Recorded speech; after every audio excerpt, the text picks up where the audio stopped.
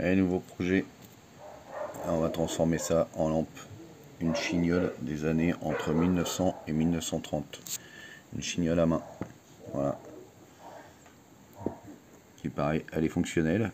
Sauf que elle est toute crade. Et puis moi, je vais détourner ça en lampe. Ouais, mais voilà, comme d'habitude, tout est démonté. J'ai tout désossé. Bon, ça, j'arrive pas à le démonter. Donc on va tout nettoyer. Parce que tout est pourri. Enfin, pas pourri, mais tout est crade. Donc on va tout nettoyer, tout ça. Voilà, tout ça, ça a été démonté. On va tout nettoyer.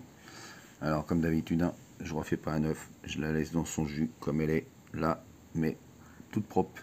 Voilà. Histoire de garder le temps passé sur ces objets anciens. Alors, j'ai acheté un dessous de plat en bois pour pouvoir mettre la perceuse dessus. Là, c'est des... Pour faire les pieds, c'est des écrous que j'ai coupés en deux et que j'ai percé. Voilà, pour les fixer. Là, j'ai percé un trou au centre. Vous verrez ça plus tard.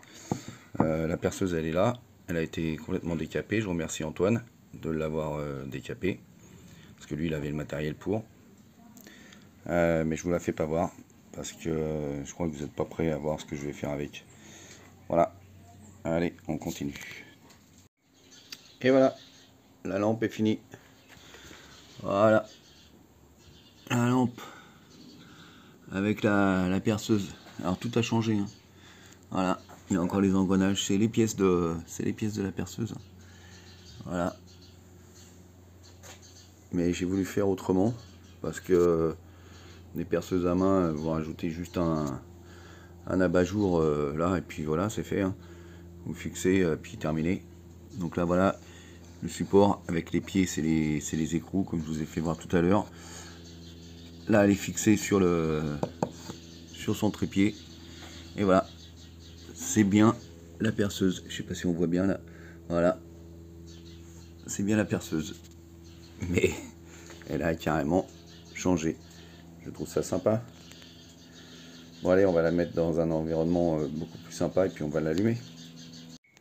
Bon voilà, le soir, voilà ce que ça donne. La lampe éclairée.